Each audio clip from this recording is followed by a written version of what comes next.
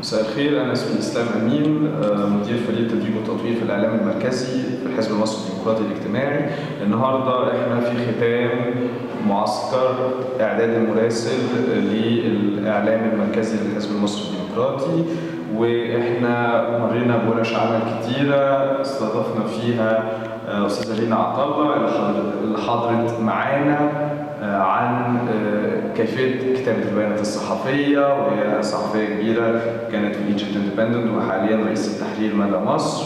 وبرضه شرفنا وألقى محاضرات السيد حسام الدين حسين مدير قناة الأون تي في، والأستاذة رشا الشامي رئيسة وكالة أونا. برضو عرفت الزملاء في الأمانات الإعلامية في المحافظات عن فكرة الوكالات الإخبارية وكيفية عملها. ده غير إن إحنا يعني قمنا بإلقاء محاضرات عن كيفية التصوير الفوتوغرافي والتوثيق، وزميلة أسماء نور برضو ألقت محاضرة عن كيفية صياغة وكيفية إعداد الإعلام الحزبي للأحزاب وللحركات وخلافه.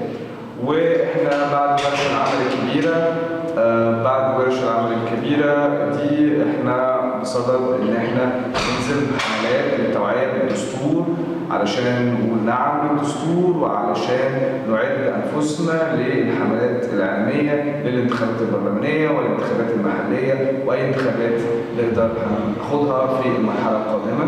تحياتنا للجميع وتحياتنا للمحافظات والأبناء المحافظات زمايلنا اللي جم من آخر الدنيا عشان يجوا معانا يشاركوا ونفتخر بيهم ويفتخروا بينا. شكرا جزيلا.